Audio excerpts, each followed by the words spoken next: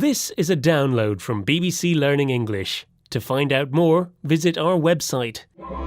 6 Minute English From bbclearningenglish.com. Welcome to 6 Minute English, where we bring you a thoughtful topic and 6 items of vocabulary. I'm Rob. And I'm Neil. So, I was watching an old Woody Allen movie last night. Okay, he's the anxious middle-aged guy from New York who talks about his problems all the time. That's the one. He was paying for psychoanalysis. And that's a type of talk therapy that was popular in the 1970s. Do you know what therapy means, Rob? Yes, therapy means a type of treatment for a problem or illness. And talk therapy is a treatment for psychological problems, which means problems of the mind. In case you were struggling with another long Greek word, Neil. Trained therapists work with you on ways to understand your thoughts, feelings and behaviour. Hey, Rob, I'm an expert on long Greek words. Psychology is the noun, by the way, and the prefix psycho in front of any word means to do with the mind. For example, the horror movie Psycho, which is all about the disturbed mind of the main character, Norman Bates. Where disturbed means not thinking or behaving in a normal way because you have psychological problems. Norman Bates would have found talk therapy helpful, don't you think? I'm not sure, really. Anyway, let's have a quiz question, shall we now, Neil? Can you tell me who invented the first talk therapy? Was it A. Boris Karloff, B. Carl Jung, or C. Sigmund Freud? I'm going to go for Sigmund Freud. Okay, interesting answer. We'll find out later whether it was the right one or not. Now, moving on. What do you think is the most common psychological problem today, Neil? It's depression. And depression, a feeling of unhappiness that can affect your thoughts, behaviour and feelings, is the most common psychological problem affecting people throughout the world. How depressing. That's the adjective. It makes me feel depressed just thinking about it. And depressed is the adjective we use to describe how we are feeling. Don't feel depressed, Rob. Let's listen to Professor Brent Roberts from the University of Illinois to find out more about the benefits of talk therapy.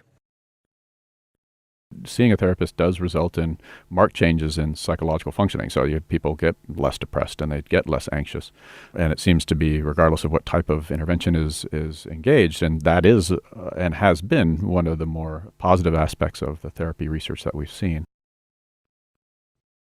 So, when people talk to therapists about their problems, it results in marked changes in their psychological functioning.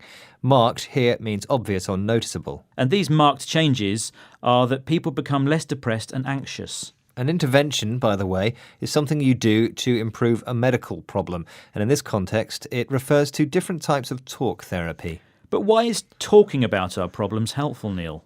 I think it gives a shape to our problems. It makes them seem clearer, and that's a first step in being able to manage them. Also, a problem shared is a problem halved, as the saying goes. There's also some scientific evidence that talk therapy can change the way we think and feel by replacing negative thought patterns with positive ones. Medication can also change the way we think and feel. Some people take pills to treat depression. But medication can have negative effects. For example, it can make you feel sleepy during the daytime. Well, here's a positive thought.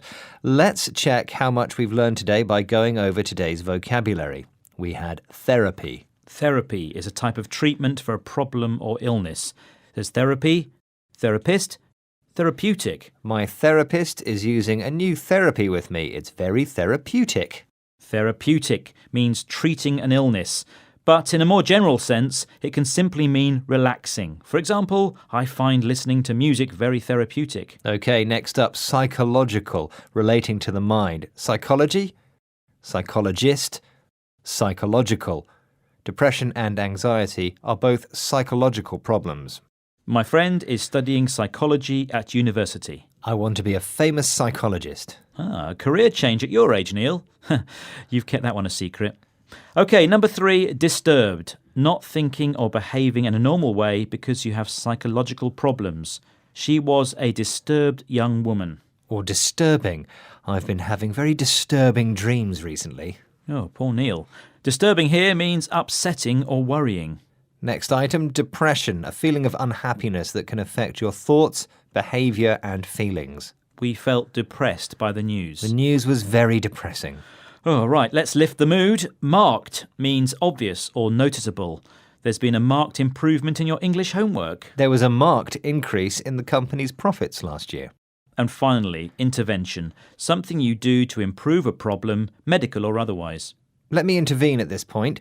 Intervene, that's the verb, and in this context it means to interrupt. And say, we've forgotten the quiz question, Rob. Oh no, good intervention. Yes, let's remind ourselves of that quiz question. Who invented the first talking therapy? And you said Sigmund Freud, which is the right answer. So well done, Neil. Psychoanalysis was invented in the early 1890s by the Austrian neurologist Sigmund Freud. The patient lies on a couch and talks about their thoughts, feelings and dreams while the therapist listens. Psychoanalytic sessions typically last 50 minutes and take place 4 to 5 times a week. OK, good to know. But I think I prefer our own brand of talk therapy here on the show. And listeners, you can express your thoughts and feelings by visiting our Facebook, Twitter, Instagram and YouTube pages. Talk to you again soon. Bye-bye. So, tell me about your childhood, Rob. 6 Minute English. From the BBC.